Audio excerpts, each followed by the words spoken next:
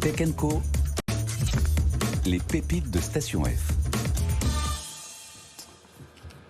Et bien voilà, Tech Co plongé dans Station F avec nos deux invités que je vous présente tout de suite et qui vont nous parler de cette tendance qui est très très forte de la seconde main. Nous avons avec nous ce soir Thomas Gounod. Bonsoir Thomas. Bonsoir. Cofondateur de Campsider, et Mathieu Huette aussi est avec nous. Bonsoir Mathieu, bonsoir. Cofondateur de Revive. Voilà deux exemples parfaits de ce qu'est aujourd'hui, cette thématique de la seconde main en France. Vous êtes tous les deux à Station F. Avant de rentrer dans les détails de Campsider et Revive, un mot, vous y êtes depuis quand à Station F tous les deux? On y est depuis juillet 2021, donc ça va faire à peu près 10 mois maintenant. D'accord, et ça se passe? Ça se passe excellemment bien, on est super content d'y être. Ça apporte une accélération que vous attendiez en fait? C'est ça, alors on va pas se mentir, quand on est entrepreneur, on est souvent très seul au départ. Ouais. Et finalement, à part avoir un gage de qualité et un gage de crédibilité avec Station F, c'est aussi 1200 start-upers qui ont tous vécu des problématiques qui sont plus ou moins dans le développement classique d'une boîte. Et finalement, on peut échanger avec eux pour résoudre nos problématiques très rapidement. Alors, vous êtes tous les deux sur, je le disais, le marché de la seconde main. Tout ce qui est en fait outdoor avec donc Thomas pour Campsider et vous Mathieu, on va commencer par vous. Vous êtes sur tout ce qui est produits électroniques grand public, smartphone, laptop, console. Comment faites-vous pour vous démarquer en fait de tout ce qu'on connaît déjà, parce que le reconditionné cartonne, on connaît les back market, etc.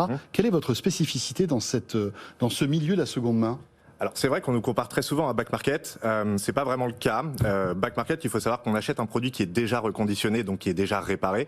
Sur Revive, on va faire réparer, donc reconditionner son propre produit avec ses propres données à l'intérieur. Et c'est ça la grande différence. Finalement, on est sur le marché de la réparation et pas le marché du reconditionnement. Donc j'ai un téléphone que j'ai envie d'utiliser encore. Je l'ai fait tomber par terre et là je sais pas ce qui s'est passé avec votre iPhone. Qui a Exactement. Quand même beaucoup souffert, visiblement. On répond à ce genre de problématique. Alors racontez-nous l'histoire de cet iPhone, par exemple. Alors l'histoire de cet iPhone, il est cassé. C'est ça, c'est un iPhone classique. 82% des Français ont déjà vécu cette expérience de panne ou de casse. Et malheureusement, il faut savoir que seul un Français sur 4 va faire réparer ses produits électroniques. Et la raison, elle est assez simple, c'est qu'on va se poser une multitude de questions. Quel est mon problème? Où est-ce que je dois aller? Combien ça va me coûter? Et surtout, est-ce que je peux avoir confiance en mon réparateur? Et aujourd'hui, les Français vont plus avoir tendance, 3 Français sur 4, à déposer leurs produits dans leur tiroir pour aller acheter un nouveau produit. Et la mission de Revive, c'est vraiment de faciliter l'accès à la réparation pour rallonger la durée de vie des produits électroniques. Et on fait ça comment? On a développé une marketplace intelligente, donc une plateforme d'intermédiation qui permet d'identifier la panne du consommateur avant même d'aller chez le réparateur et d'identifier le meilleur réparateur pour répondre à cette panne. Parce qu'aujourd'hui, je casse mon iPhone ou mon smartphone, mon Galaxy, n'importe quoi. J'ai soit des petites boutiques de quartier qui vont le réparer, on est d'accord? C'est ça. Si j'ai un iPhone, les Apple Store proposent aussi des réparations, c'est vrai. Avec des rendez-vous. Ils vendent même maintenant des pièces détachées. Vous avez sans doute suivi l'actualité. Apple se met un peu au diapason de tout ça et propose donc des pièces détachées d'iPhone pour qu'on puisse nous-mêmes les réparer. Oui. Exactement. C'est très intéressant puisque historiquement, Apple n'avait jamais commencé à communiquer sur la réparation et on voit qu'il commence à C'était un sujet tabou d'ailleurs. Il faisait la chasse d'ailleurs à tous ces réparateurs un peu ovnis qu'Apple n'aimait pas beaucoup d'ailleurs. Parce que c'est dans les qualités, et ce qui est important dans la réparation, c'est la qualité de service qui est faite par le réparateur. Et finalement, on a deux types de réparateurs, des réparateurs qui sont agréés par le constructeur et des réparateurs tiers. Et des réparateurs tiers peuvent avoir des normes de construction sur les pièces détachées qui peuvent être différentes. Mais il existe des réparateurs tiers avec de la qualité derrière ces pièces-là qui sont exceptionnelles. Et nous, notre métier, c'est vraiment d'aller identifier les meilleurs réparateurs en termes de sourcing de pièces détachées et en termes de qualité de service. Mais Mathieu, donc, j'ai ce téléphone qui est complètement pété et je veux donc le faire réparer. Je vais sur Revive. Quel va être mon parcours en fait?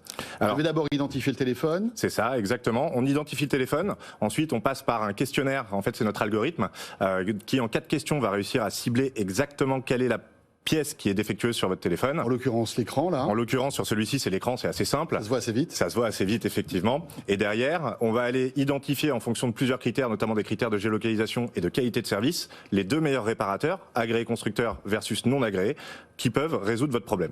Vous me laissez le choix. On vous laisse le choix, toujours. L'objectif, c'est d'être transparent sur ce marché, de redonner confiance aux utilisateurs, puisque c'est un marché qui est extrêmement opaque, le marché de la réparation.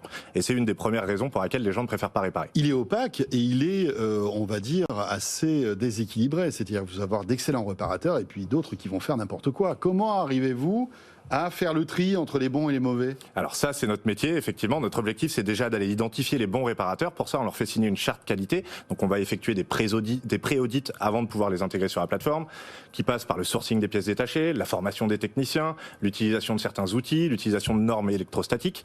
Et donc, au fur et à mesure, on se permet aussi de noter ces réparateurs en fonction de leur qualité de service. On a une note sur 100 qui va évoluer et qui va faire qu'on va proposer plutôt un réparateur plutôt qu'un autre. En tout cas, notre algorithme récupère ces informations-là pour vous proposer le meilleur réparateur. Donc vous me proposez le meilleur réparateur qui va être à proximité de chez moi.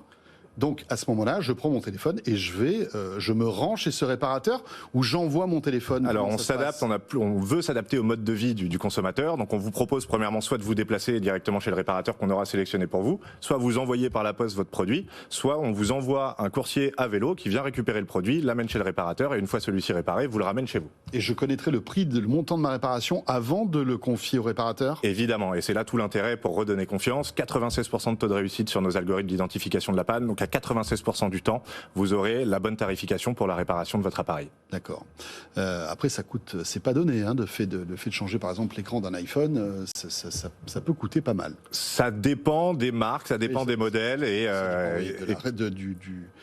de la nouveauté, enfin du nouveau modèle. Hein. Exactement, mais aujourd'hui on se rend compte que les produits coûtent de plus en plus cher et la réparation devient vraiment une solution économique et écologique. Et c'est ça tout l'intérêt. Alors, la marketplace intelligente dans les produits électroniques. Eder et Mathieu Huet, donc, cofondateurs de Revive. Merci à tous les deux, messieurs. Merci à vous. Tech & Co se termine avec cette plongée dans Station F. Merci de nous avoir suivis. J'espère que vous avez passé un bon moment. On sera là demain, bien sûr, dès 20h en direct. Radio, télé, le podcast de Tech & Co qui vous attend. Le replay audio, vidéo sur BFM Business et sur l'appli RMC BFM Play. J'aurai le plaisir de vous retrouver donc demain soir dès 20h. Portez-vous bien et bonne soirée.